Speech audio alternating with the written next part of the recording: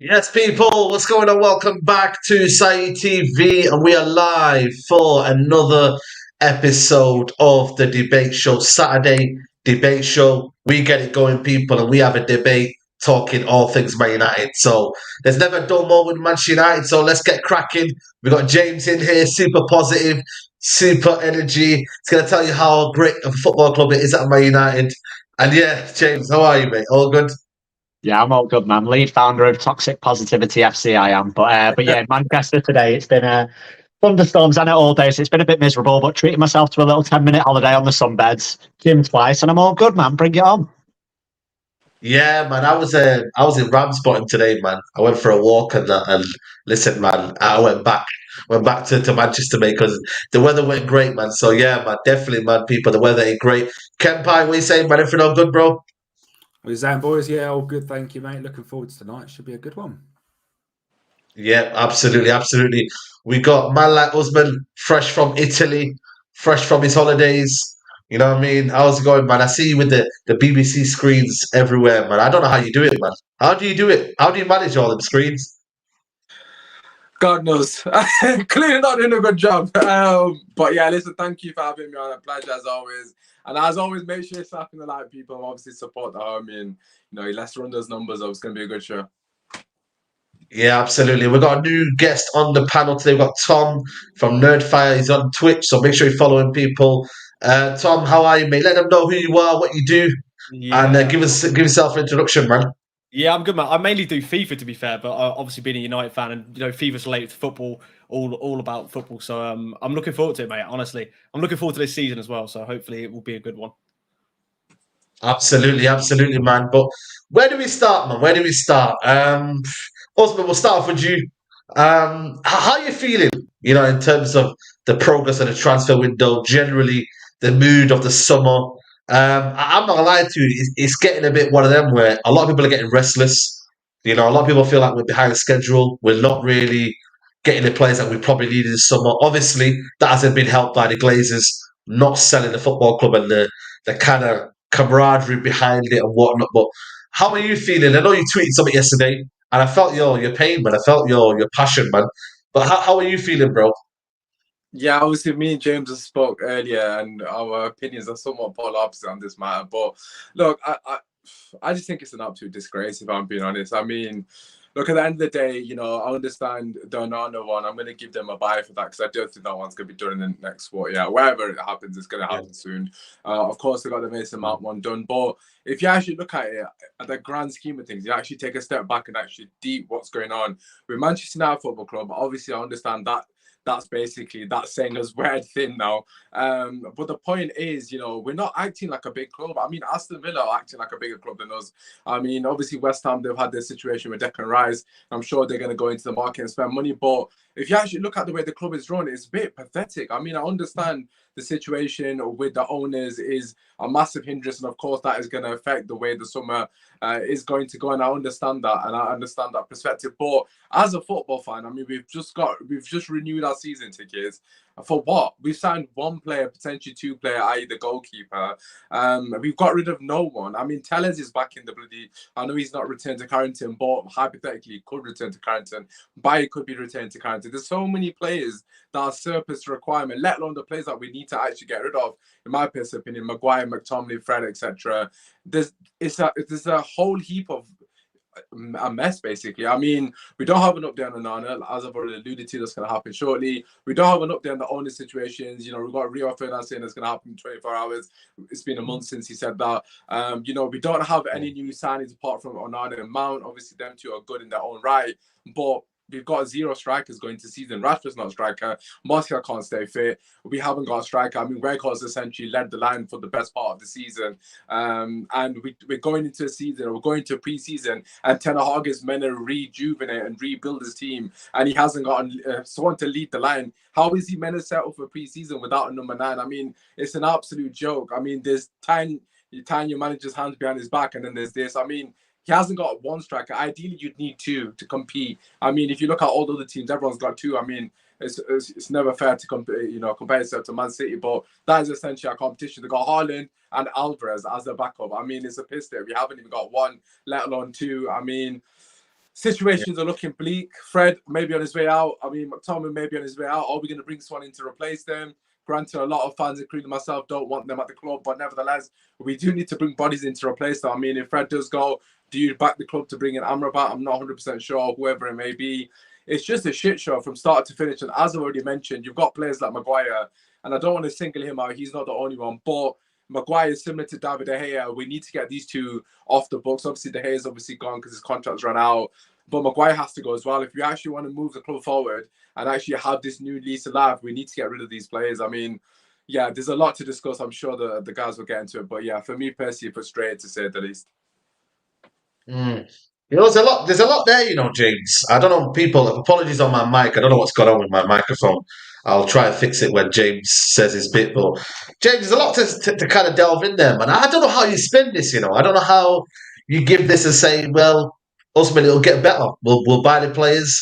We've got the money there. How do you counteract that? What Usman said there and his opinions. I'm not going to counteract it. I think you said we were polar opposite before. I don't think we're polar opposite on what he said at all. We're polar opposite on a couple of things, but I do think the transfer window has been underwhelming. I really do. I think we signed Mason Mount. I prefer Mason Mount more than probably Usman does. I think he's going to have a big impact on the team. I think he's a pretty big upgrade on Christian Eriksen, especially second half of the season. Christian Eriksen. So I do think he improves us both on and off the ball. I think Onana is a big upgrade on De Gea once that gets done. So I do think we are making moves. The reason why I'm going to try and put a positive spin on it, and I kind of think that the United fan base are going into meltdown and they're not really looking at the whole situation, because everyone always rates other people's better than ours, and you can look at it, right? And Arsenal are doing bits in the transfer window, right? We can't ignore that. Arsenal's transfer window so far has been superb. Like everyone, if you've got a brain, you rate Declan Rice, right? Declan Rice is a fantastic footballer. Timber, we wanted him. Timber, fantastic defender. Havertz didn't do good at Chelsea, but obviously proven in the Bundesliga and could do bits in their team. So they are doing bits in the transfer window. And look at Man City; they've arguably got weaker. Gundogan, Bernardo Silva, Kyle Walker on his way out, not really replaced. Now, they've got a long way to fall to reach us, so I'm not saying that gap's going to close, but they've not really improved. And then, yes, Liverpool have improved with two players, and they may raise money with Fabinho and people coming out, but they've still not addressed the two major leaks in their team, which is DM and right-back, and arguably another centre-back. But DM and right-back need sorting, mate, and if they don't sign a DM, if they don't get a Lavia or a Caicedo or someone of that ilk, and they keep on playing Trent at right back, they've not improved massively either. Look at Chelsea; they've still got who they got up front. Jackson, is he good enough to lead the top four charge as a striker? If you were a Chelsea fan, you'd be going nuts at the fact that you've not signed a striker.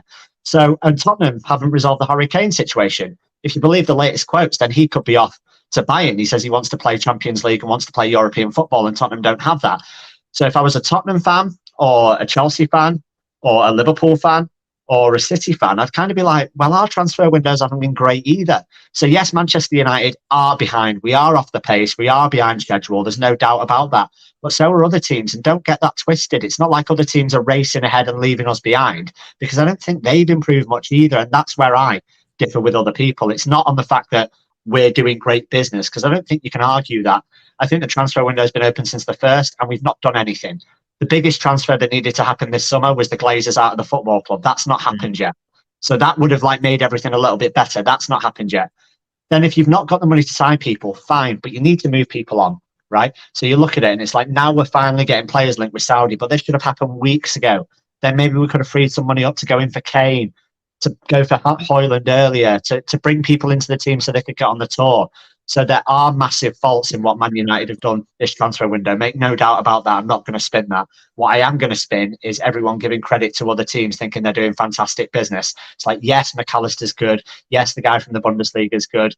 But it's like, that's not fixed their team. They've done good business, but they've got two massive holes in their team still. Chelsea, massive hole in their team. City have lost their captain and Bernardo Silva as well. Two players that came up clutch at the end of the season when they needed them. They might lose Kyle Walker. Do you think Man United have capitalised, though? Do you think Man United have capitalised? No. Do you think Man United have capitalised on that? Yeah. 100% they haven't, Saeed. And that's like, and it depends whether you want to look glass half full or glass half empty. Because if you want to look glass half empty, you can say they've not done much and we've not capitalised either. 100% you can do that. And that's a realistic view. Like, I agree that we've not done that. But I just don't like this metric and this idea that other people are just like every single other team in the Premier League is doing bits. Like Newcastle, what have they done? They brought in a player who doesn't want to be there. They brought in a player who's crying to go home. Don't say that. Tonali's a baller, man. Tonali's crying to go home, mate. He's like, the gym isn't as big, the canteens rubbish, the Geordie food's not as good as the Italian food. He's crying. He wants to be back on the plane. He don't want to be there, man. He's like, where's my pasta? Where's my pasta? He's pleading, mate. Listen, other teams are not doing bits, man. I'm not having that. Man United are behind, but so are other teams. Arsenal, fair play, doing bits. James, I'm sorry, lads. I'm just gonna keep it real. I couldn't give two shits about the other teams. The only team I care about is Manchester United. Obviously, some people are crying because obviously, like you said, Arsenal doing X, Y, and Z, whatever it may be. But the way I see it, is Manchester United haven't got a striker. I don't care if Chelsea signed a player. I don't care if Liverpool signed a player X, Y, and Z. Could not give two shits. Man United do not have a striker going into the season. Ten Hag does not have a striker going into pre-season. I, for one, think that's an absolute disgrace of any club in the Premier League to not have a striker. How can a manager prepare for a season who he doesn't know is leading the line? How is he meant to build? I mean, we don't even know if we can have a back to goal striker or a player that runs it behind. He can't even plan for anything because we don't know what we're doing. So for me, that's where my issues lie. I couldn't care less about Liverpool or X, Y, and Z. You know, at the end of the day, we're trying to win the league title. We're not trying to compete for second, third, and fourth. You know, we're trying to go for the top. Obviously, that gap is absolutely astronomical, as we probably all will agree. But the truth of the matter is, we're not even closing the gap on top four at this rate because we haven't got one player up front. So that's where my frustration is. Obviously, let the other lads speak as well. So I'll leave it there. No, 100%. I'll before I get in Tom's opinion here, Zayn Biassi. For those that don't know, Zayn Biassi is an ultra positive Arsenal fan. You know, you might have known him around. He says, if Saudi offered $1 billion for United's first 11, would you take it and rebuild? Listen, I think for me, I don't know. It depends on who's there in it. Like, I don't know. If we get good owners in and they can spend it well, then I think for me that's okay. But it just depends. If you gave the money to Glazers, we don't know when the money would come back. So if like I said to you, we had good owners, then yeah. But there's no guarantee that money's going to be reinvested. But yeah, that's a nice question there. Finally, Golden Blur says, "Big up, man. Them same old crap new day with this club in it." Yeah, absolutely. I don't know what you're doing there with that picture, though, mate. That's from about 4 years ago, mate. I don't know what you're doing there, man. But big up to you, regardless. James, are Arsenal now favourites to win the league with Rice and Timber? City lost Walker, Silva, and Gundogan. James, what a quick answer? Yeah. I don't think they're favourites, mate, but I think they're right up there. I think they had a really good season last season. They had a really good first half of the season. I think if they can anywhere near replicate that, then they've got the squad to carry on the challenge a little bit deeper than they did. They've made two excellent additions and one good addition. So I expect them to be up there, like second place at worst for Arsenal for me. Absolutely. Tom, what are you saying, man? How do you view the transfer window so far? Did you think it would be better than this, or did you think, obviously, with the situation with the Glazers and them selling and whatnot, it's expected? Like, why is everybody moaning? You know, it is what it is. How do you view it? Yeah, like obviously before we even got to the transfer window, it was like everyone was talking about the ownership and like that was the key. I think that was the key thing to really kickstart like what could have been a good transfer window. Obviously, we've got Mount in, but like you say, like the fact we haven't gone for a striker first of all, like straight out, is just ridiculous. Like we've just played with Wakehorse for what, half a season. Like surely you can see straight away just from that. And Martial played what? He got injured every other game near enough, and it's just you can't rely on that. Like the striker, if you don't score goals, you don't win games. It's pretty simple. That's my opinion for that. But like, and the fact we haven't sold any other players as well. Like there's so many people that could have gone. Like some of the fees that even they've sold like some of the youngsters for. I just think it's just a big mess still. And yeah, I guess I put it towards probably still the Glazers being in charge and like the people they put in for these kind of deals and like for the transfers. I don't know. It's just it's classic United recently. Like every summer it feels the same. Like we don't get the right people in, and it's all just annoying, really. Yeah. Do you think it's enough though? Like, what would be acceptable for you to kind of compete next season in terms of, knowing that how everyone else is getting better and whatnot? What would be acceptable for you signing wise? What in terms of what players or Yeah, players, and just general. How many quantify or even quality? Are you looking for more for quality rather than that's anything? the thing. Yeah, that's the like. Obviously, we need a striker, but then you do need like another striker that can like come in and play in case he gets injured. I mean, we've seen with Martial getting injured. Obviously, then Ronaldo leaving, then Weghorst came in. So we need definitely a striker, maybe two. What a midfielder still? I think Mount's good, but defensively, I don't know whether he'd be good enough against like a bigger team, so a team that presses, etc. I think he's more of an attacking midfielder personally. Obviously, goalkeepers should be done soon, so that should be all right. But there's probably some like another centre back really, because when Varane comes out, if he gets injured again, I mean, he does get injured quite often. He does get injured quite regularly, so it seems to be. I mean, he's quite old anyways. But in case of that, like I feel like obviously missing out on Kim and Jay was quite a big miss. That would have been a nice player to get in. So I think centre back, striker or two, centre mid.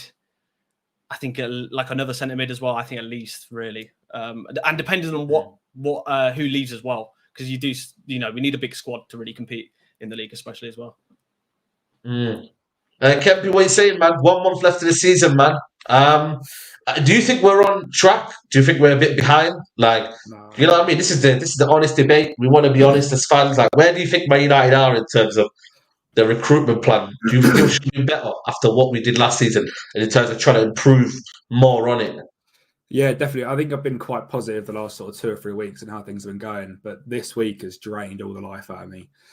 Transfers have just not happened. No one's left still. We've been offered 6 million for Fred by Galatasaray. Like, City have just got 20 6 million? 6 million. No way. I didn't know it was 6. 6. 6? Zero. We paid 52 for him 3 years ago. He's probably got like 60, 70 Prem caps. So, and City have got 20 million for some guys I've never heard of, called like Charles or whatever his name is. So, absolutely baffled. Just like, we just cannot sell anyone. This week has been painful with transfers. I mean, Onana, the life has been sucked out of it. Oh my God, don't tell me, honestly. Yeah, it's just like everything just gets that like extra like little bit too long. And in 5 days, we fly to America. We've got no keeper, no striker. Fred and McTominay are going to be on the plane. Like, what is actually going on? Like I said, I've been quite positive the last couple of weeks, but yeah, this week has been an absolute mess, to be honest. Yeah.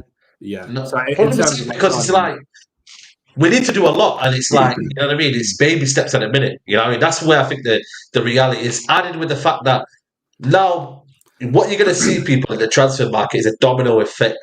So what you're going to see is Liverpool are losing Fabinho now. So what they're doing now is, and today there was reports of Liverpool maybe looking at Amrabat. They're now going to go on target Amrabat. It's the domino effect, people. So if we're not quickly approaching these players and getting them done, like Arsenal have been doing now, like I'm only just putting out what's out there. We have to be quick because there will be a domino effect. If Chelsea lose out on Caicedo and it becomes too expensive, they move on to alternative targets. We have to be in a position where we can get players relatively done quickly, and that's my issue. Now it's not even become a case of, you know what I mean, like the actual signing. It's like, right, if you're going to go and get the players you can get in, go and get them quickly, because the domino effect of what's going to go on is now Liverpool are going to lose Fabinho and possibly Henderson. So they need to strengthen. And the players that we're looking at, it's not the biggest football market I've ever seen. It's quite a close market. Even you can be, you do a lot of Football Manager and whatnot, obviously, as well. You do it as well, Tom, in terms of talent. Like, the talent in football now is getting a bit smaller and smaller. Like, the players that you're going to be linked with, they're getting smaller and smaller. So you need to be quick, you know? Yeah. That's the bottom line. I think with the midfield situation at Liverpool as well is if I don't think they pictured Fabinho leaving. So with Lavia, I think he was always coming in. So now they're just going to get Lavia and Amrabat. So that's now 2 midfielders gone. Well, after Amrabat, I mean, you asked me last week about midfielders, DMs that are young and up and coming. And I couldn't pick one off the spot because, you know, sort of under 23s is to be a happy backup to Casemiro. There's not many that spring to mind. And if you're going to get rid of Amrabat, I know he's sort of 26, but if you're going to get rid of Amrabat and Lavia, after that, I think it would be a situation where I genuinely think we'd just stick with Kobe Mainoo. And it's not fair on the kid because he's 18, but like he looked fantastic the other day. And don't get me wrong, and I'm a massive fan. But not to that level though. for as a backup to Casemiro. Throw him in.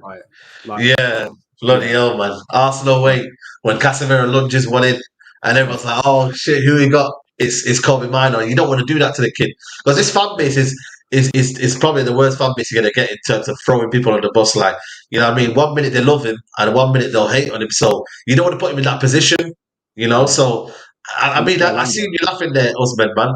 But that's the reality, though, man. Like, I generally think for me, Amrabat is there waiting, man. You know what I'm saying to you? Like, it's crazy, man. Amrabat is right there. Go and get him. Like, get it done quickly. Fiorentina, they're not in Champions League. They're not even in Europa League. They're not even in the Conference League. You know what I mean? I had a Fiorentina fan trying to argue with me the other weekend. I was like, what is this guy talking about? Like, we're Man United. Let's just go there, bully them, and get the playoffs. Simple. Like, just do it. You know? Yeah, I mean, the Amrabat one just makes too much sense. That's the only problem, to be honest. I mean, look, you could literally sell Fred from 15 to 20 million. I mean, for me personally, if Fabinho's going for 40, Fred's got to be at least 30. I mean, it's a bit. I think he's got 1 year left on his contract. Fabinho, how many years left on his contract has he got? Let me find out. I'm not sure, but he's just dropped the stinker of stinkers seasons. I mean, he's probably had the worst season of all DMs in the league compared to his level, so to speak. 2026. Yeah, I look. 2026 for Fabinho. Oh, fair. But look, either way, Fred, let's just hypothetically say we get rid of him for 20 million. Obviously, Amrabat's like 25 to 30 million between that sort of market. So you're looking at a 10 million net spend. Obviously, we have to look at net spend for FFP reasons. We don't want another breach. But look, end of the day, Amrabat comes in and plugs a lot of the holes. Obviously, the Kobe situation. Look, for me, he should be bled into the team, but I do agree.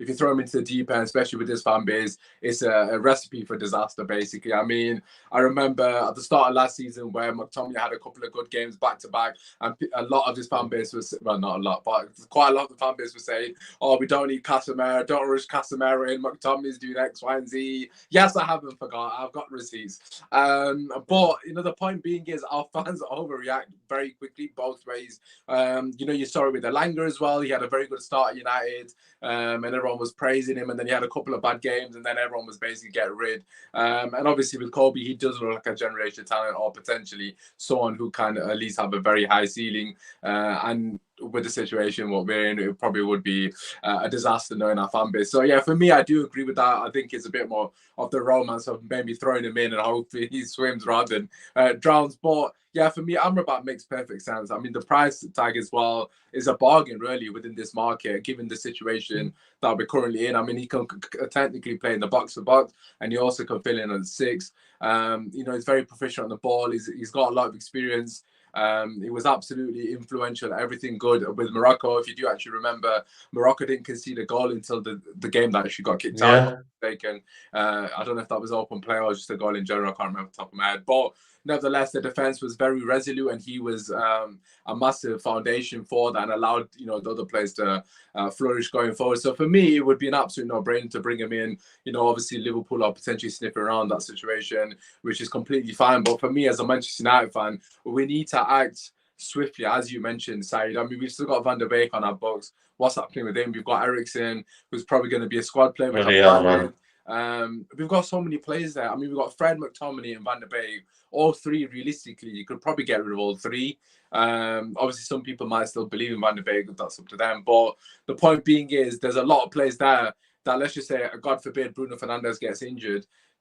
Bruno to Van der Beek, I mean, it's night and day. Let's be real. I mean, Bruno, although people criticize him, me included, he's extremely influential in everything good that is Manchester United at the moment in terms of how Ten Hag wants to play. So the drop off is astronomical. We saw it. I think it was under Oli when.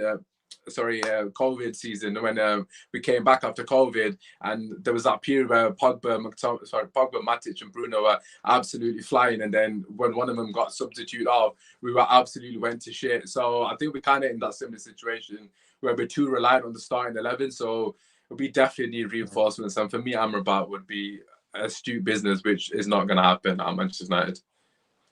Absolutely. Tom, are you frustrated that we can't even sell players like that? If you can't buy any players, like sell anyone, and do you see anybody sellable assets there? Do you think it's one of them where we're kind of stuck with it?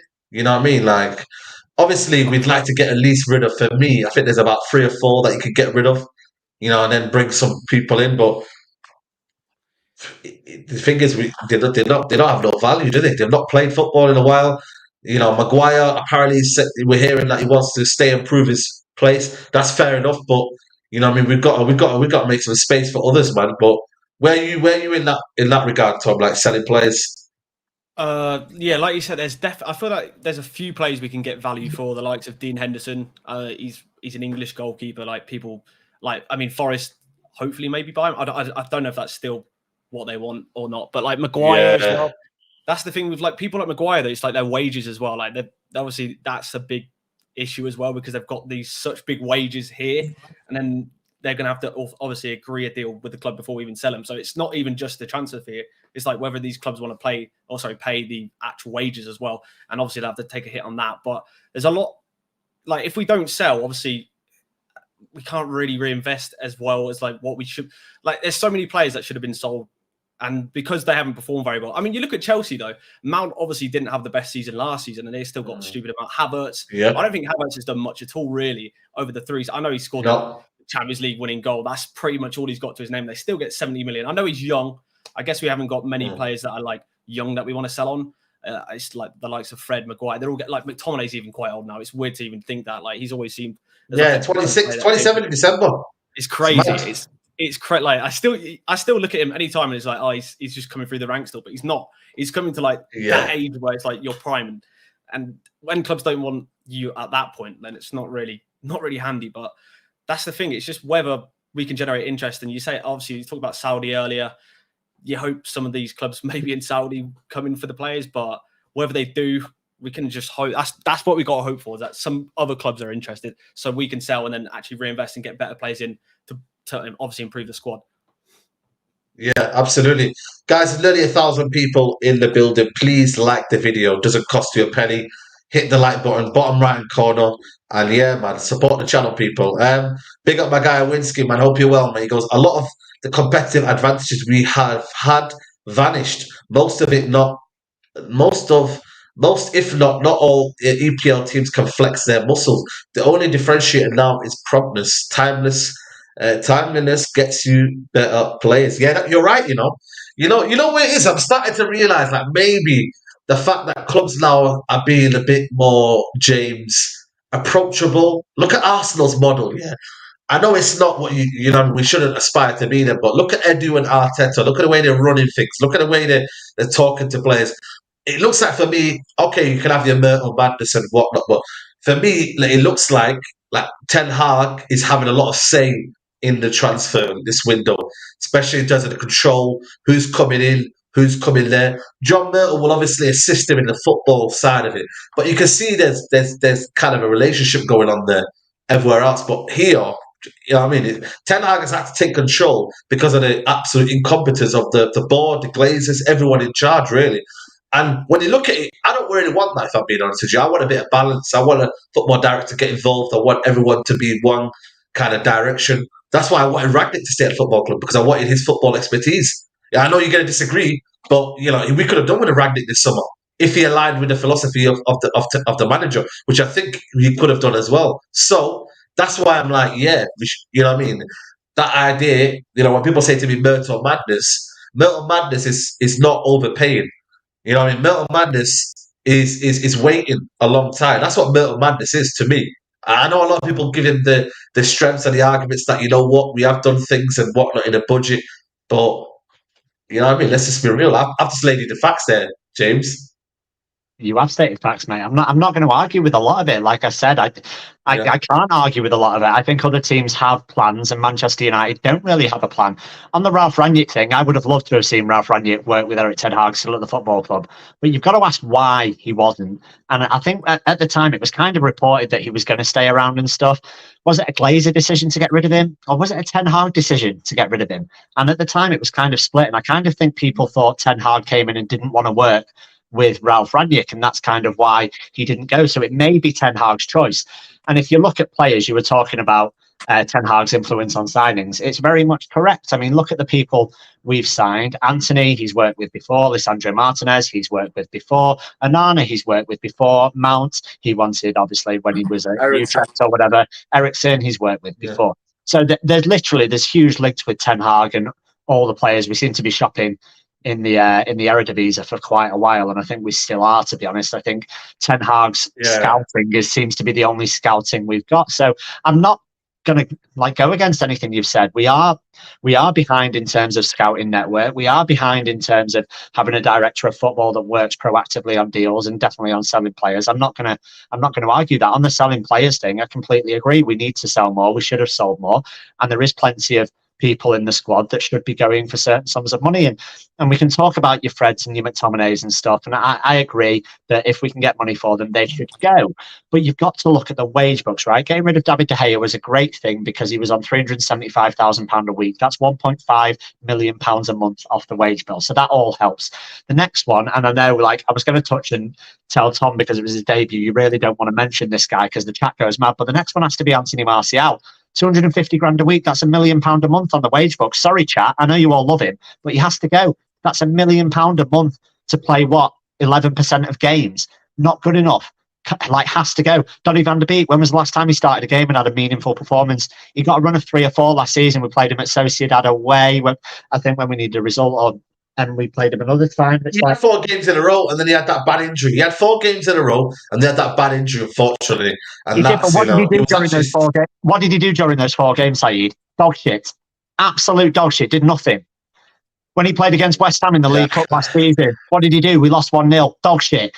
If you give people opportunities, they have to take them. You can say, he's not playing with the first team, whatever. For those 4 games, he was playing with the first team. He didn't look anywhere near ready. Listen, we've not got the Donny that was Ajax. We all agree the Donny that was in Ajax and got to the Champions League semi-final is a fantastic footballer. We've not seen him here. We all agree that the Angel Di Maria that got to the Champions League final for Real Madrid and was the man of the match in the Champions League final was a fantastic player. We didn't get him here. We all agree that Juan Sebastian Veron was a fantastic player in this Serie A. We didn't get him here. It doesn't always work out for fantastic players. So you've got to realise sometimes that players don't work out at your football club, and you've got to cut the cord. So Donny has to go. Martial has to go. And now this Rice money's come up. Maybe McTominay and Maguire could go there because they're managed by David Moyes, and you've got to realistically look. Maguire's got to be, I know people won't like this, but Maguire's got to be worth 35-40 million. McTominay's got to be worth 35 million. I know you don't think he's worth 40, Saeed, but the guys. I've been seriously, man. Let's take 20 while we can, man, with Maguire. Oh my God, that is ridiculous. You're going on about how bad Murta is at his job, and you'd accept 20 million for Maguire. I'd sack you tomorrow. The thing is, though, this is the problem, though. We're going to get rid of him, or we're going to loan him, because I think the reason why we're coming in right now is that he doesn't want to. He doesn't want to go, and a loan suits the situation. We have to be reasonable now. It's got to the point now where I've had to adjust my expectations because I've had the bad. What did you say? Can be 6 million for Fred. They're taking the piss out of us. Yeah, they are. But how does a loan situation help with Maguire? We'll end up paying the majority of his wages, as we do with all loans. We did with Martial in Sevilla. Yeah, so all it does is lowers our squad depth. We get one player out of the dressing room that apparently, Varane is injury prone. And then Lindelof, apparently people don't like. I know people don't like Maguire, but we're getting rid of a squad player that we could potentially use and was used last season and got positive results. As we saw from his Twitter, he liked to post, I've been involved in 11 wins in a row. So he was used last season. You want to get rid of him, pay his wages, get no money for him. You'd be sacked, mate. Director of football, you'd be rubbish, Saeed. Rubbish. You can't do that. Hold on a minute. How can I be sacked here when the guy who bought him for 85 million? So how am I sacked first? You come in, then you'd be sacked.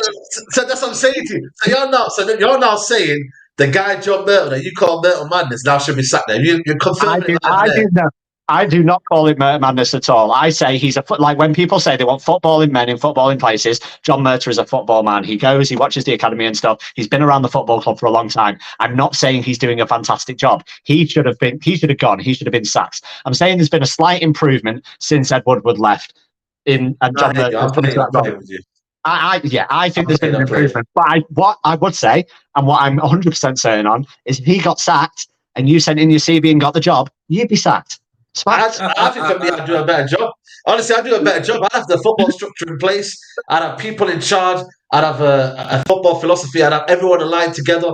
I'd actually do well at the job. I'd actually know what's going on, have a football database, have a plan, so that what we do is we go and scout in different parts of the world, not just scout in the same market every day. not let the manager dictate to what I do. How can the manager dictate to my job? I'm a football director, but the manager's telling me, yo, listen, you're not doing that job anymore. You're going to follow what I do. That for me, but what am I here for? What is your job then? When you actually deep it, the man is literally saying, I'm only getting players who I want. And it looks like to me that your position has been undermined. So I'd leave. For me, if I'm looking around, I'd leave. So I agree. don't So know, why man. don't you go and be why don't you go be a director of football for Charlie at Espanyol as his number 2? Did you see that? Some people are saying, yeah. Some people are Oh, saying that, yo, Saeed failed on FIFA. Listen. Shout out to everybody who I've plays seen that. FIFA. I've seen that. I didn't get fired, though. I didn't get fired. I You actually should have survived done. the first season, so yeah, well, I should have done. To be fair, yeah, that's crazy. But Sole Junior says, "I love this club. I'll support anything United. However, it doesn't matter who we sign. We're not winning the major trophies at least till Pep is gone." You know what? Let's talk about the season expectations. What do you think, Usman? Like when you look at what's going on, and in general, when you look at 1 month left, I think for me, there's a lot of people who have been putting their season expectations. I said better football. I said we're a cup team. I personally think United are a cup team. And to be honest with you, if you can get into the top 4 at this minute right now, I know we should have championed it. We should have think it's a trophy, but get competitions and win cups along the way, i.e. FA Cup, i.e. maybe the Carabao and so forth. Is that what you think United will be now in terms of the expectation next season, this coming season? Sorry. Yeah, no, I mean, we're not going to win the league, and realistically, as things stand, I mean, Scott McTominay, actually, now that I think about it, is probably the best finisher in the team, actually, now that I think about it, because to be fair to him, that is one thing he's actually good at. He's clinical. I mean, saying that, you and Murta obviously did a madness. You got Scott McTominay as a backup striker. I see what you guys are trying to do there. Look, regarding the season coming up, for me personally, unless we, buy at least the four first team players, we're not going to compete for the league. Realistically speaking, we're not going to compete for the Champions League. I mean, stranger things have happened. Worse teams have won it, such as that Chelsea team. But I'm not going to hold my breath on that. To be fair, if you got top 4 and won an FA Cup, I'd probably be fairly content with that. I mean, I think most United fans would probably take that given the situation. But deep down, I think most United fans, including myself, are frustrated. It's been 11 years. It's going to be 11 years next season since we won the league. And within that period, we haven't even competed for the league. I mean, we've not really been in the conversation. There was one time with that Ali where we were, on top of the table in January for like one day, I think it was, or 2 days. And most United fans, including myself, lost our minds because we actually thought, no more, we might actually have turned the corner. Look, we need to start buying proper. I mean, look, it comes back to what I said earlier. We haven't got a striker. I mean, I can't take this team serious. Kempy said we haven't got a goalkeeper, which is fair. We haven't got a goalkeeper either. So we haven't got a goalkeeper and a striker as it currently stands. Yes or no, it's going to be done. But the fact that a club of Man United stature is allowing a manager to go into pre-season and go to America without a number 1 and a number 9 is absolutely embarrassing. I mean, I can't take this team serious as it stands. I mean, the number 9 one's a bit of a mad one. I can't lie to you, man. The number 9 one is crazy, man. I don't know what's going on there. Yeah, I mean, it's absolutely embarrassing. I mean, you got other teams obviously doing whatever they're doing, but we come back to selling the players. I mean, we talked about with Maguire, Van der Beek, etc., all these players. The fact that so many of them are still here is just ridiculous to me. I mean, the fact that they're posting pictures of Elanga, Donny, Maguire, etc. These guys should be surplus requirements. I've seen Everton are interested in getting Elanga. I mean, by all means, with all due respect to the guy, I wish him all the best, but quite clearly he's not above XYZ in the pecking order. We need to move him on. Yes, we might, lose a bit of money on him. Yes, we'll probably sell him for 25 million if we actually be patient. But given the FFP situation, we need to just start to bite the bullet on half of these players. I mean, the 20 million Maguire one, that's taking the piss out. I'm not agreeing with that. That's buying too much of a bullet. A 30 million minimum, at least. He's an England centre-back and he starts for the England. I hope so, man. I hope so. Yeah, no, it should be 30 million. At least if they're getting 40 million for Fabinho, Maguire's at least 30 million. But that being said, I mean, we need to start biting the bullet on some of the lower ones. Like, for example, let's just say Telles as an example. I know there was a ridiculous fee coming from Saudi, but just hypothetically speaking, if we wanted 10 million and team's offering us 6 million, just bite the bullet on it's 4 million. Yes, it's still a bit of money, but we need to start clearing some wages off the books and obviously actually making moves because As it stands, we're fighting for top four, and I'm sure I'm speaking on behalf of all United fans. I'm actually tired of it. I mean, we can't come third and just be like another top four race. I want to at least be competitive. I mean, look, I'm not saying that we should be winning the league by any stretch of the imagination, but we've got to be in a situation where we're moving forward and we're actually competitive in all these competitions. There's no point being in the Champions League if we're not going to compete and we're going to get knocked out and we end up with Liverpool in the Europa League. I mean, that's just going to be embarrassing as well. So we've got to be competitive next season. That's my most important thing. Obviously, the football's got to improve and ideally win a trophy, but most importantly, we've got to be competing with the bigger teams come the back end of the season. That's something that signings are the only thing that are going to help with. So yeah, we need to get a move on. Yeah, Tom. Let me ask you a question. What striker would you want? I mean, Robin saying we should have had Kane. To be honest, you have to give them the mullet, which means money. But obviously, that's not looking likely for me. Buying and chasing him heavily. But do you like the sound of Hoyland? You know what I mean? Where do you look at in terms of striking issue? What do you think?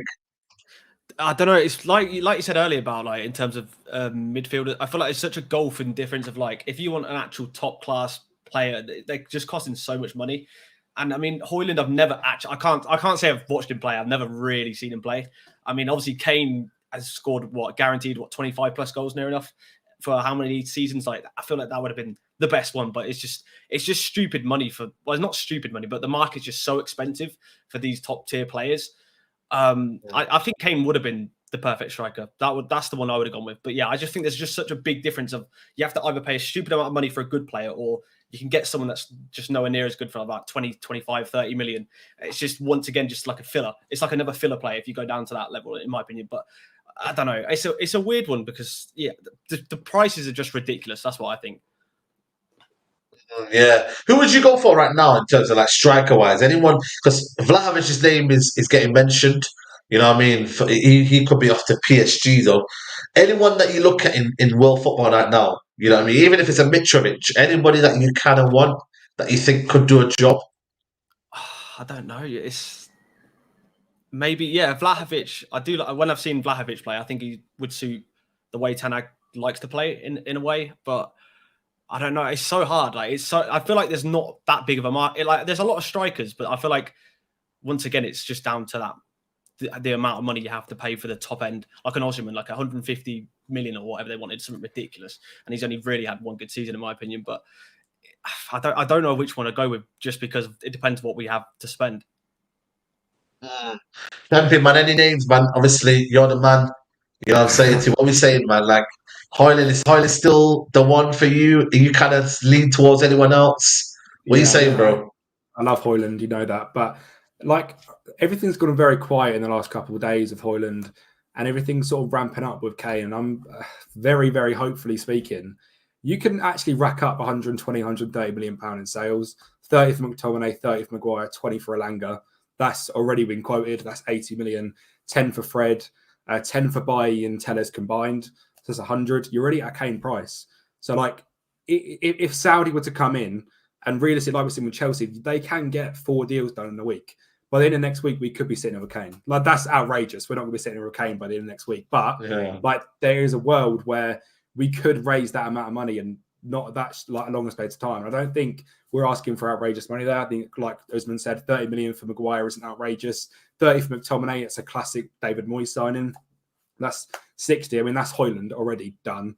And then obviously you got to bring in Amrabat as well in that, so that's another 30 million. But you can easily raise that sort of 130 million for Kane and Amrabat in a week and a half. And I think, if you really pushed it and we didn't have Murder Madness in charge, you had someone who could actually negotiate, we could probably get that done by the tour, but that ain't going to happen, is it? And it seems like we can't do anything more than once either. I mean, we're going to probably get this Onana deal done and then spend Monday, Tuesday trying to sell Maguire and then Wednesday trying to talk to someone else. So, yeah, it's other than Kane, though, Hoyland would be number one. Conor Mawani, I think, is a fantastic striker, but they're going to hold out for next year until, I think you mentioned last week when he's playing the Euros, when he played with Mbappe, they're going to try and quadruple his price to 400 million.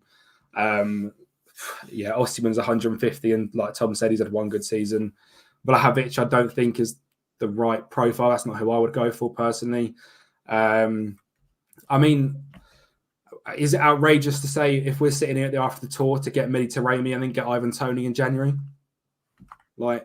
Is that bad? 50 million for the pair of them? 20 for Taremi, 30 for Yeah. Tony and Jan. Like, I mean, it's desperate. I'm not sure about 30. wrong. I'm not sure about 30, but I think Yeah, Tony to will be go fair, for 70 million. I think for me, you know, Yeah, he's a top player. Like, I think after the ban, they'll have to drop the price a fair bit. If they're going to get the money for him, I think they'd have to take 30 for him.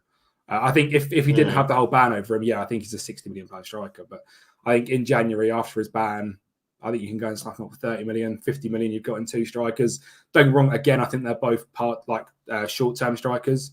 I'd like to see both of them come in the next season. You go and get a Højlund and Taremi goes, but like it's still just like bit part, isn't it? It's not. Can I just throw a name out there because no one's mentioned this person's name, but for me personally, I think it's an absolute no-brainer. I think I take João Felix on loan, 100%. Yeah. I mean, look, I'm a goal scorer though. That's the problem. We need a goal scorer first. As my first option, not as my first striker. As a loan, yeah. Yeah, so obviously, hypothetically, if we got a Højlund, Felix has to come as well. I mean, obviously, we're speaking about this, Højlund, etc. But the one thing that we haven't really regarded is the psychology of football. Obviously, we've seen with the Dele Alli stuff, and obviously other players as well that have come out and spoke about, the impact mentally it has on the game. And Højlund leading the line for Manchester United at his young age. I mean, he's barely played men's football. I mean, he just got into Atlanta. I believe he's got 9 goals to his name. Feel free to correct me if I'm wrong, but it's a lot of pressure on his shoulders. I mean, you saw with Weghorst, who's an experienced international, obviously he's been around the block, so to speak. Once you get into that period where you haven't scored for 2 games, 3 games, it becomes relentless. The pressure, you're in every single tabloid, you're on social media, and to put that on a 19-year-old, we spoke about protecting Kobe. I mean, this is probably worse. Kobe at least is through the academy. He understands what United's about, and he somewhat understands the picture. Granted, he hasn't got that experience in men's football, but to throw a 19-year-old essentially in the lion's den, under the lights, it's going to be a lot of pressure on his shoulders. For me, regardless of who we sign, we do need to bring Felix in on loan just to share that burden, essentially. Obviously, yes, he's not the most clinical or prolific, but he allows us to play in a different, more fluid way, essentially a false 9 kind of to an extent, and just give us a bit of variety. So for me, I would actually throw Felix's name in the hat, but as a second option striker off the bench, or whatever, depending on the game we're playing. So for me, I think he's actually quite important for us, given the fact we haven't got funds. I mean, surely we're ahead of Newcastle. Well, Newcastle today have come out and said they're kind of tight for money. I think maybe FFP might have killed them a little bit, but I think Eddie Howe said there's a shortage of money over there. I don't know if he's playing with us. I don't know if he's kind of, messing us around. People are saying, Tadic, please stop, man. This is not... I'm tired, man. Ajax players, I'm tired. He's going to Saudi Arabia, man. Let him enjoy his money, man. He's 35 years old, man. We don't need another pensioner, man, at Old Trafford. We've had too many pensioners at Old Trafford, man.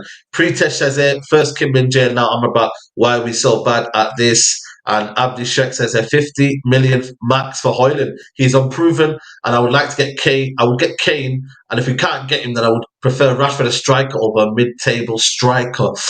Damn, Rashford a striker for the whole season, guys. Are you really wanting to see that? Like, let's be honest, man. You know what I mean? Rashford a striker.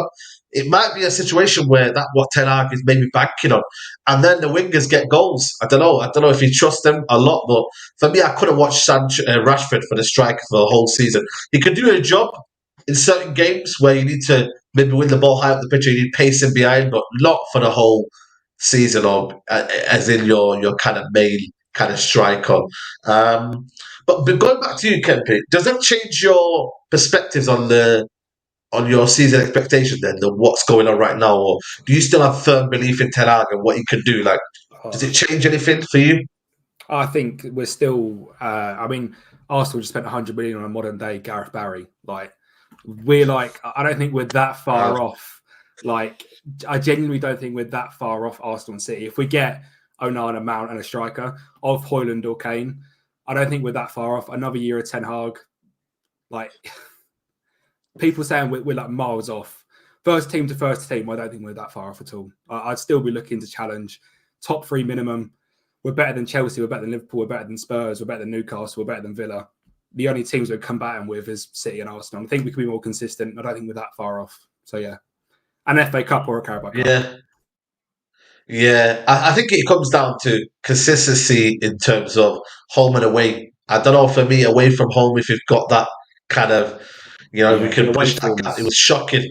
Yeah, the away form for me is the away form is bad. I think for me, consistency in style and play for me is going to be a big thing for me, James, next season in terms of how we play away from home and home. You know, because you've seen it last season in terms of the feeling that when we do go away from home, it's not consistent. We have been bad a few times, so I would want to see for me a consistent style of play as well, man. Like you just don't get that, last season. No, you don't really, mate. To be honest, I'll be ecstatic if we match our home record from last season this season. I'll be ecstatic because our home record was actually very good. Why did we lose once all season to Brighton? Yeah, so like literally, if you gave me one loss at Old Trafford next season in the league, I'd snap your hand off for that. Away though, we beat one out of the top 9. I mean, coincidentally, I think City also beat one out of the top 9, so it was a problem for a lot of teams, even the team that won the league. But we definitely need to get better away from home. Not only did we only won one game against the top 9. You've got to look at some of the performances, like Liverpool, absolutely dreadful. The Chelsea performance was actually quite good. We just drew that game. The Arsenal performance was actually okay, considering how they were playing. We just narrowly lost that game.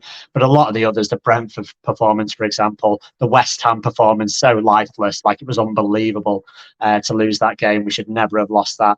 There was too many poor performances on the road. There really, really wasn't. And to be honest, I think we started it last season with some signings. We signed a few characters, a few fighters, a few strong characters. You look at, I know people don't like to call him this, but Anthony is a fighter. He is a character. Lisandro Martinez definitely is, and Casemiro definitely is. I want to see us sign a few more fighters. I really do, because when the going gets tough away from home and you're up against it and you're up against a crowd, you need people to stand up and you need people to take accountability. And if you look at Anfield as a typical example, I mean, for 40 minutes of that game, it was 0-0. It was 0-0 and we were right in it. We conceded right before half-time. And then after half-time, just completely capitulated. There was no excuse for those 11 players that were on that pitch. They were not far worse in terms of quality than the 11 that were on Liverpool's side of the pitch. It was just a total mental capitulation. And that's what we need to get stronger. I think Ten Hag has done a decent job tactically so far with what he's got. He's not been able to implement his style of play that he wants because he's not got the players for it. So I get that.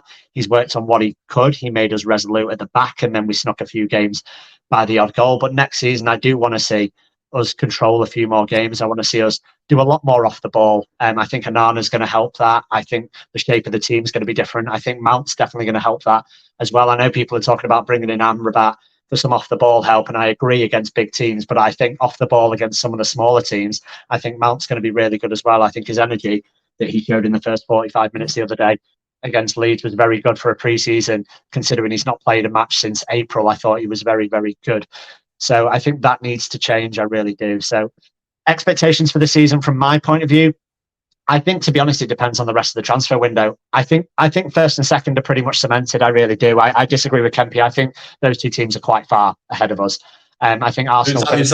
Arsenal and Man City. Yeah. I think Arsenal finished 8 or 9 points ahead of us, and they've strengthened more than we have. So I think that gap gets bigger. I think Manchester City are by far and away the best team in the league. So I think they're better than us as well. And I think everyone else hasn't really strengthened that much in areas that I expected them and they needed to strengthen. So I think depending on the rest of the transfer window for United, you can put us anywhere from 3rd to 5th. Cut run depends on injuries and depends on if Ten Hag plays his strongest team in all competitions and stuff.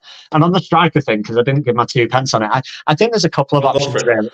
It's all right. I think there's a couple of options. I think you mentioned Rashford playing up front, and listen, I'm not a fan of it, but we do know that Erik Ten Hag is a fan of it. And there may be an issue if funds are tight. Maybe you do go João Felix on loan to play across the front three. Maybe you do play Rashford up front, Garnacho on the left, and maybe you do that until January and you put in a cheeky little bid for Ivan Toney. If you don't want to do that, someone you mentioned and none of the guys touched on, and I know it's going to cause a lot of hate because people don't think he's good enough, but we need a goal scorer, and someone that scores goals in this league and has touted to agree terms to a team in Saudi and will cost about 30 mil is Mitrovic.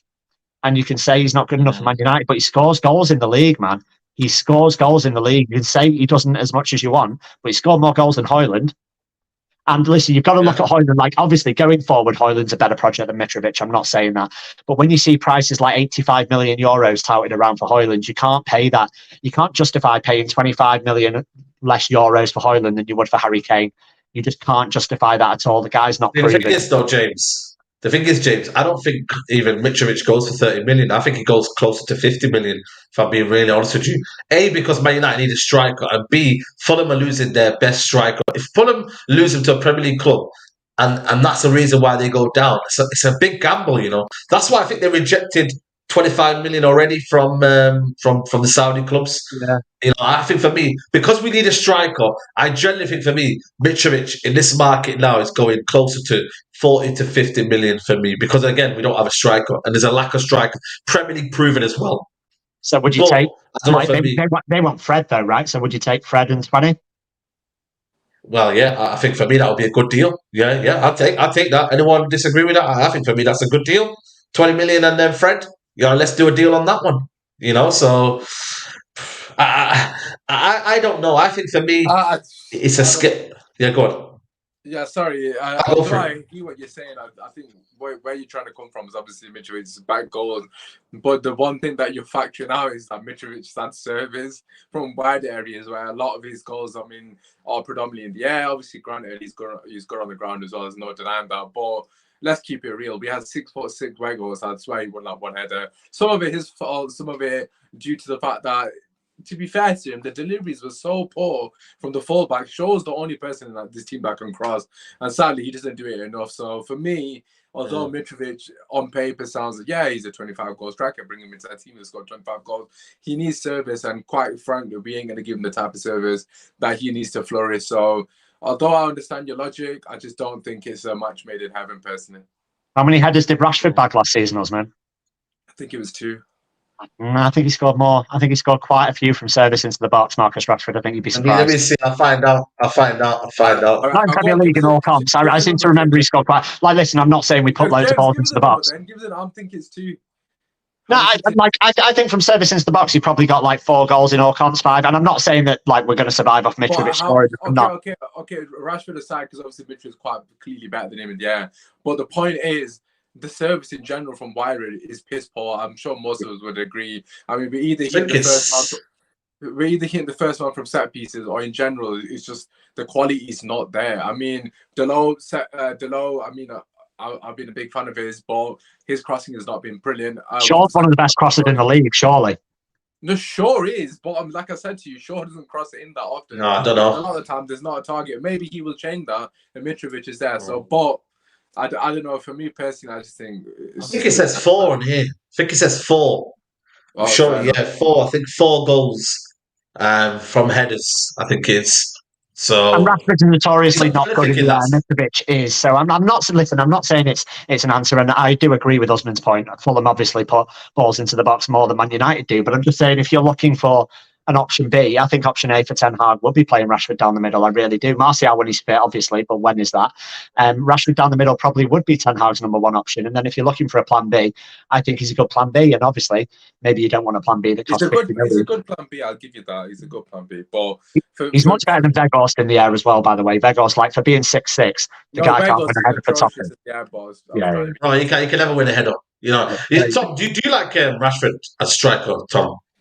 I don't mind him at striker, but I just think he's so much better off the left. I feel like that's where he's most comfortable, and I think like beating the player, cutting inside is what Rashford's really, really good at. So I think it's in a way a waste, but then I don't know. It depends. It comes down to what we can get, but I just think he's so much better down the left, in my opinion. Yeah, 100%. I think for me, you lose that the ability of Rashford on the left. You know what I mean? But then again, I'm not gonna lie to you, man. I think when you look at the actual situation with the wingers, none of them try and get that ball in quickly. Like there's a lot of messing around, a lot of kind of it's I don't know. I think we haven't got when you look at wingers now, direct wingers. I think Garnacho's a direct winger. Anthony possession based first. Sancho possession based first. Ahmad, we need to find out more, obviously, of his game and whatnot, especially in the Man United shirt. So if we had direct wingers, maybe that could work with Mitrovic. But that's what I'm saying. If you don't have direct wingers, then it becomes this situation. Leicester says here, Mitrovic is Weghorst's big brother, no 6-foot striker. Nah, come on, man. That's harsh, man. That's harsh on. Quick question for you: Would you rather have someone like Taremi and then Rashford on the left, or would you rather have Rashford up front and Garnacho on the left? What would you rather do if Taremi was available for like 20 odd million? Which one of those would you prefer? Because I genuinely don't know. I don't know. You prefer Taremi and Rashford on the left? Yeah, Rashford up front and Garnacho. I think Taremi and Felix will do a job, until next summer. Like, just stopgaps. Like, not even like, oh, this is it. Like, literally just stopgaps until the Qataris or whoever it is takes over and actually have a bit of structure in the club. Because for me, the striker situation, whoever comes in, it can't be a permanent player. It can't be someone that, will be signed for 2-3 years, because whoever it's going to be, it's not going to be up to the standard personally. So I would 100% take him. From what I've seen of him, again, I'm not going to sit and confess to say I've seen loads of him, but from what I've seen of him, he's very good back to goal, and he's good at bringing players into the game. Obviously a knockoff Harry Kane to an extent, obviously nowhere near the levels, of course, but in terms of the way he plays his football, so he's similar in terms of his hold play is good, his link-up play is good. Obviously Mason Mount will probably thrive off that, Bruno Fernandes will thrive off that kind of thing. So for me, I think it would be a decent stopgap. Again, I do think Felix needs to come in as well as a second option, because we know Martial's not going to be fit, so that's just my personal opinion. Yeah, and obviously, hopefully, we can get Onana through the door as well. Hopefully, the next day. He keeps getting pushed back every day. I don't know. This Onana situation, man, like, seriously, man. Every journalist keeps waffling. Just say when it's, what I mean? Just give us the day when it's done. Just give us a day, and then that's it. But it seems like every day is a new day, and every day is, like today I'm hearing that Onana has to give his okay, apparently. That's what an Italian journalist said. He said he's not giving his okay yet. And once he gives his okay, that's when he comes in. So I don't know what's going on, people. You'd hope it's done by tomorrow, maybe Monday, and then, like I said to you, I've said it for me from day one, Mount, it was an obvious signing. Everyone knew we were going to go get Mount because the manager was insisting on Mount. Onana was an obvious signing. Let me tell you something, United fans. The next two will determine where United finish next season. Getting a midfielder in and getting the striker in. If we don't get them two positions, or we struggle and we end up at the start of the season playing Rashford up front, then that's where I think United season will go. I'm not really kind of fussed about the first two. Obviously, I'm happy that we got Mount and obviously Onana, but what determines the season is the next two in terms of getting them in as well. Because I think for me, Casemiro backup option is needed, and then the other one in terms of the striker. Like, Man United have not had a striker or been excited about a striker since Robin van Persie, Lukaku. That's the last time I've been excited about a striker. I don't know why you guys have been excited. The last time when you really felt we've got a number 9, and whether you think of Lukaku or not, Lukaku was an exciting signing at the time. We're scoring goals for Everton. I've not been excited by such striker. Like, even Cavani, okay, Ronaldo because of the nostalgia, but let's be honest, it was a stopgap. We all knew it was going to come to an end in 1 or 2 seasons. But I've not been excited by a striker since Robin van Persie. And thinking, Zlatan again, we all knew we were going to get him for a season. And that was it, let's be honest. Like, his days were numbered, and we kind of knew it was a stopgap as well. So people are saying, Igalo, come on, man, let's not do this. Igalo, like, you're not taking a piss. But yeah, I don't think I've been excited, and I just want to be excited. We've got a striker who's going to score goals. Like, I know when I go to Old Trafford, or when you guys come to Old Trafford, right, we've got this guy up front, and he scored 5 in the last, 2 games or 3 games. Like, he's been bagging in goals. Like, I want to shout rude. Like, back in the day, James, like, you just know who you're going to go and get. But I don't know, man. Cavani, again, another player who should have done well. Maybe we should have got him a few years younger. That could have been the plan. So we'll have to see. But people, we're going to wrap it up here. It's been a pleasure. Tom, what a good day be there for myself. I'm big up to you, man. Let them know where they can find you, man. Literally just Nerdfire anywhere. That's pretty much it. That's about it. Cheers. Yeah, no worries, man. No worries. Usman, been a pleasure, man. Big up to you. Thank you for having me. You can find me on Usman Talks United, Twitter, TikTok, and YouTube. Yeah, there you go, people. Make sure you follow him. James, been a pleasure. A bit more kind of realistic today than I wanted, so that's good. You know what I mean? You're getting back to reality now. Not all of that. You know what I mean? The positive is gone now. I'm still positive, mate. You'll never drag me down to that level. Don't worry about it. James Dixon _PT on Twitter, James Dixon PT on Instagram and Threads. Football, fitness content, that kind of stuff. Come give me a follow. Like the video, subscribe to Saeed. And yeah, big up the panel, big up the chat, as always. Yeah, absolutely. Ken P, it's been a pleasure, mate. Yeah, thank you, lads. Ken PXI on YouTube, Football Manager content on Twitter and Instagram as well. Massive thank you for having me on. Yeah, absolutely, guys. We had 1,000 people throughout the video. We've hit 400 likes. I always say people target of 500 likes. So 100 of you, there's 800 in here. There's got to be 100 people still not like the video. I mean, it doesn't cost you a penny, guys. It helps the channel reach out to more people who are not probably familiar with Saeed TV. So that'll be a great, great pleasure as we entertain you on a Saturday night where it's miserable and raining outside. So the least you can do, guys, is like the video. So we'll see you later on, guys. Take care, guys.